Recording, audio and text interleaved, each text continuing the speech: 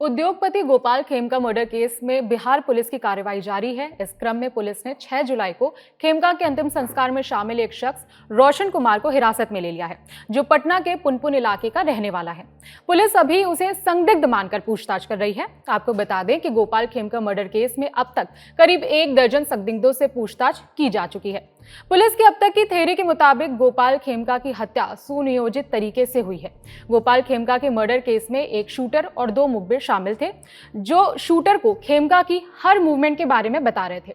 उनकी ही निशानदेही पर खेमका की गोली मारकर हत्या की गई थी। वारदात की तारीख थी 4 जुलाई। इसी दिन रात को जब खेमका बांकीपुर मौजूद क्लब से निकले तो पहले मुखबिर ने शूटर को उनकी लोकेशन दी, जबकि दूसरा मुखबिर बिस्को मान टावर के पास गांधी मैदान इलाके में मौजूद था। वहीं दूसरा शूटर पहले से ही खेमका के घर के पास उनका इंतजार कर रहा था। जैसे ही खेमका घर के सामने पहुंचे और अपनी कार से उतर ही रहे थे कि शूटर ने उनके ऊपर गोलियां बरसा दी।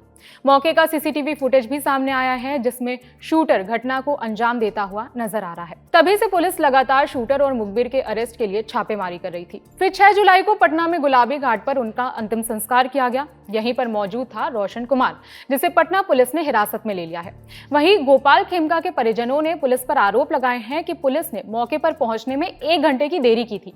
इस पर बिहार पुलिस के डीजी विनय कुमार ने 7 जुलाई को मीडिया से बात की, दावा किया कि उन्हें सूचना ही देर से दी गई थी। संदेह के आधार पे दर्जनों लोगों को हिरासत में लेकर के पूछताछ की जा रही है, जानकारी इकट्ठे की जा रही है और जितने सारे तकनीकी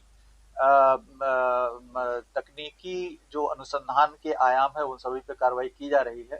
और मैं उम्मीद करता हूं कि शीघ्र ही इसमें हम लोग हत्यारे तक पहुंच जाएंगे और जो भी षड्यंत्र करने वाले लोग हैं तक पहुंच। सूचना मिलने के बाद विलंब नहीं हुआ है, लेकिन सूचना जो है वो थोड़ी विलंब से, चूंकि उस समय जो भी उनके साथ थे उनकी भी प्राथमिकता रही होगी कि उनका जान बचाया जाए, तुरंत अस्पताल भेजा जाए। इसलिए उस ओर से हमारे डायल 112 पे या थाना में सूचना नहीं आ पाई थी कुछ देर तक, करीब 40-45 मिनट तक। और जो सूचना मिली तो वहां पर मेडिवर्सल अस्पताल में लोग गए हैं और इसकी जांच की जा रही है थॉरोली। जो कमेटी है जांच कर रही है, यदि लापरवाही पाई जाएगी तो पदाधिकारियों को निलंबित किया जाएगा।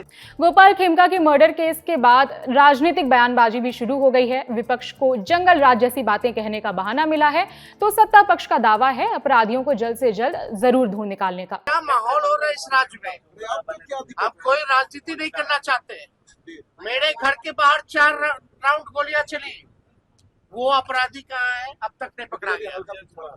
लॉ एंड ऑर्डर के जो एडीजी थे उनकी गाड़ी चल रही थी, आगे आगे हत्यारे चल रहे थे, फायरिंग कर रहे थे विश्वसनीय भवन के बाहर, वो भी नहीं पकड़ा गया है। खेमका जी के पुत्र का हत्यारा नहीं पकड़ा गया, उनका हत्या करने वाला नहीं पकड़ा गया है अब तक।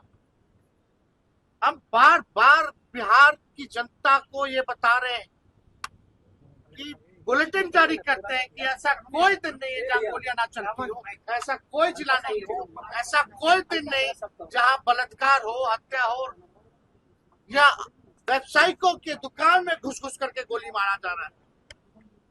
कौन आना चाहेगा? इस तरीके से बिहार में अपराध बढ़ा है, लॉ एंड ऑर्डर जिस तरीके से ध्वस्त हुआ है, और मैं सिर्फ एक व्यापारी की हत्या को लेकर ही नहीं बोल रहा हूँ, ये तो चिंता का विषय ही है, क्योंकि एक ऐसी जगह पर ये घटना घटी है खुलेआम, जो पटना का एक पॉश इलाका है, 100 मीटर की दूरी पर वहाँ पे थाना है, अधिकारियों के घर है वहाँ पर।